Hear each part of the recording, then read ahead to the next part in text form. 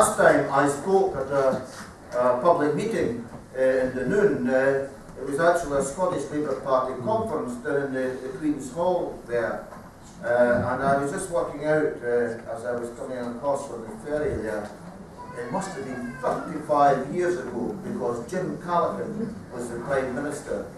And when we were coming over, he was also going to address the conference. And when we were coming over on the ferry from Europe, some of the media thought it would be a great photo opportunity to get Jim at the wheel of the ferry.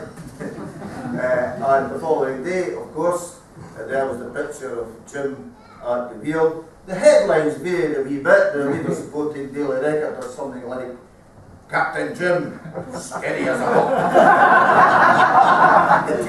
Daily Mail said, Captain Jim, heading for the rock. Well, they were both pathetic in a way, because of despite Jim's captaincy, the ferry did actually reach Dunoon safely, but less than a year later, Jim Callaghan's government hit the rocks. The first rock was the so-called winter of discontent, with all that industrial unrest throughout the whole of the country. And the second rock was actually the referendum, the 1st of March 1979. The majority of the people in Scotland, about 52% of them, voted in favour of a Scottish Parliament, or Assembly as it was called at that time. But because we didn't surmount the 40% rule, we didn't get a Parliament. And to be fair to Callaghan, he didn't want the 40% hurdle. It was the invention of a guy called George Cunningham, whom I'll come to later. And I also opposed strongly that 40% hurdle, and I remember trying to explain it to some of my colleagues in the Parliamentary Labour Party at that time, representing English constituencies, and I said, don't you realise this rule is absurd? That we could get as many as 60% of the electorate turning out to vote in this referendum. We could get as many as 65% of the people who turned out voting yes, and that still wouldn't surmount the 40% hurdle. How do you make that out, Jock? I had to get a pencil about it, paper, you know. Look, 65 times 60, right? 6 5s 30, put down the zero,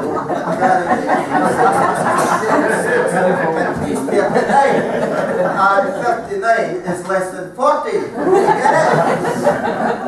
Look, Jock, if you can't persuade 40% of your fellow jocks to vote for this nonsense, how do you expect me to vote for it? I mean, that was the logic, you know, not just a lack of arithmetical ability, but a lack of logical and political ability on the part of some of my so-called colleagues down south. But again, to be fair, it wasn't just MPs representing, it wasn't just English MPs anyway, who scuppered the whole thing. Cunningham himself was a Scot, although he represented an English constituency, former pupil of Dunfermline High School. And I remember there were other people, although he wasn't in Parliament at that time. Young Brian Wilson, former pupil of Dunoon Grammar School, I believe. I'll let the answer for it. And George Union Jack Robertson,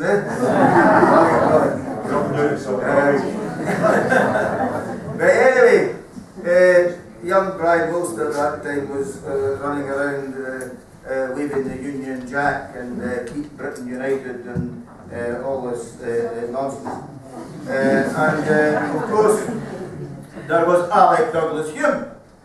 Alec Douglas Hume, former Tory Prime Minister. He was at this time he was Lord Hume of the Hirsel, and he was telling people, vote no, and the incoming Conservative government will give you something better. And I believe there were a lot of people, according to the straw polls that were done, there were a lot of people who voted no on these grounds, hoping that they would get something better. So here we are now, over 30 years later, and history is repeating itself in some respects. George Cunningham is retired. Brian Wilson's still with us, still writing his vitriolic unionist propaganda in the Scotsman and the West Highland Free Press. And Douglas Hume is no longer with us. But we've still got Labour and Tory politicians saying, if you vote no in the referendum next year, we'll give more powers to the Scottish Parliament. We'll come forward with an alternative proposal. Well, I say just read the lesson of history. The people of Scotland back in 1979, because we failed to meet the 40% hurdle, we had to wait 20 years for our Parliament. And these intervening 20 years were a terrible misery for the Scottish people. So learn that lesson. This next year is a chance in a lifetime for people of my age, a chance in a generation for younger people. And the only way in which we can guarantee more powers for the Scottish Parliament is by voting yes to independence in the referendum next year. Now, Patrick referred to the fact that many people are still undecided, and we've got to try and persuade them. We've got to win many more converts to the fold. I myself am a convert to the cause, and my conversion is based not on any emotion. It's based more on my experience, particularly my parliamentary experience. I'm retired now, by the way, Mr. Chairman. I think he indicated at the start that I was still a member of the Scottish Parliament. But anyway, I spent or misspent 26 years at Westminster, 8 years in the Scottish Parliament. I've been retired now for 6 years, and I haven't been vegetating. I have been thinking and reading and reflecting on some of the great events which have affected the people of Scotland over the past half century or more, and I have come to the conclusion that Westminster is completely out of touch with the people of Scotland.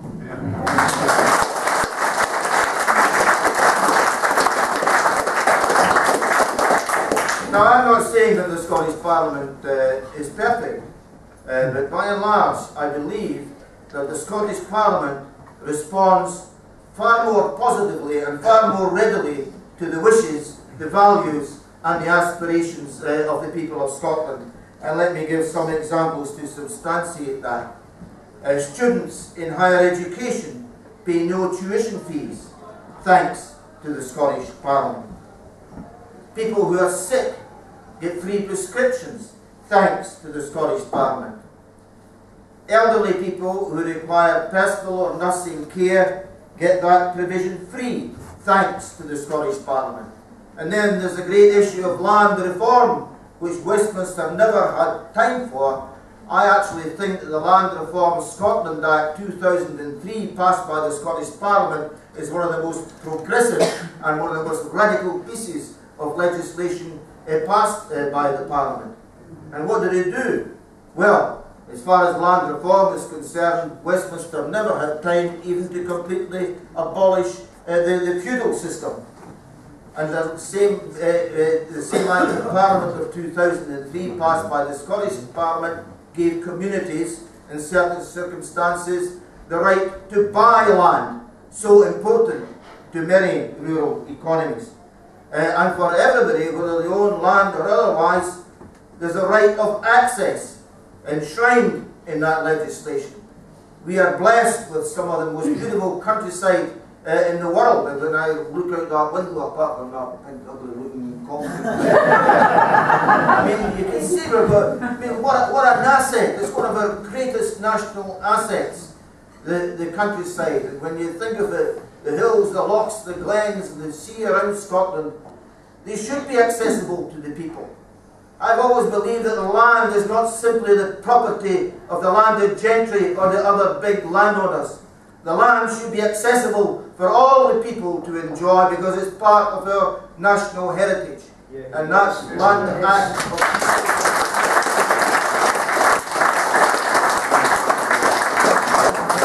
And I say to myself, if the Scottish Parliament had the full powers of an independent Parliament, then it could deliver so much more for the people of Scotland. If we had power over defence and foreign affairs, then I'm sure that we'd be able to get rid of nuclear weapons and stop being involved in illegal warfare.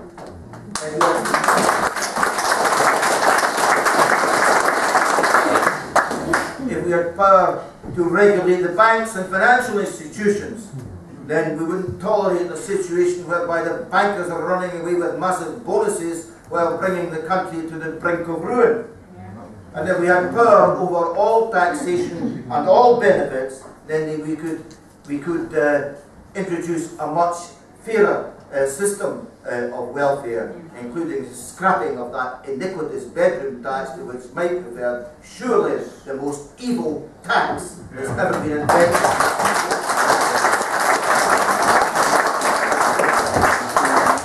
So, I don't see a Scottish Parliament as an end in itself. I see it as a means of creating a better Scotland, a more prosperous Scotland, and also a fairer Scotland, a Scotland with much higher standards of social justice. And why just stop with Scotland? I mean, there's an old Scots phrase, we're all jock dancing's bairns, we're all citizens of the world. And I honestly believe that an independent Scotland, as a full member of the international community, would be able to work in partnership with other full members of the international community to help to build a better world.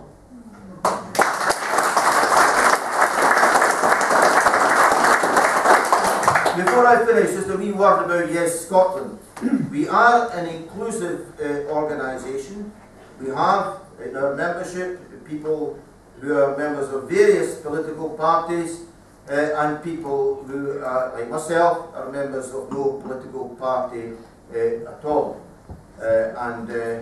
You're all welcome to join us. Some people think that we're just a front for the SNP. There are obviously SNP members. I mean, the whole raison d'etre of the SNP is to win an independent Scotland, so it would be surprising if the SNP weren't playing a major part within Yes Scotland. But we are not simply a front for the SNP as some of our opponents try to claim.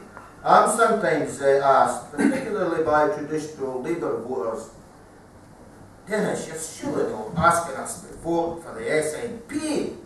I said, no. In this referendum next year, I'm not asking you to vote for any party. I am asking you to vote for a better Scotland. My final point is this. Can we win? Well, if you believe some of the opinion polls and some of the political pundits, they tell us we've got a mountain to climb. Well, as I said at Inverness, I love climbing mountains. I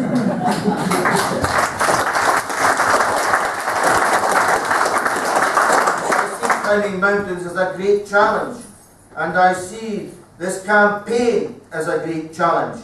And we've got the people within our Yes Scotland campaign who are capable of rising to that challenge.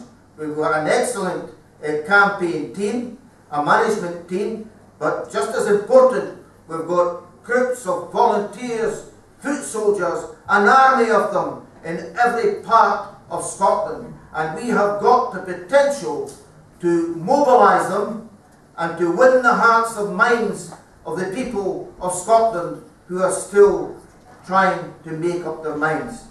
And we are determined to take our positive message out to every town, every city, every street, every home, every workplace, every shopping centre in Scotland. And our positive message is this, that it is only by voting yes in this referendum that we are going to empower the people of Scotland to shape their own destiny, to build a better Scotland, a more prosperous Scotland, a fairer Scotland, and help to build a better world. That is our message. And when we succeed in getting that message across to the people of Scotland, we shall win a historic victory. So I say, let's go for it.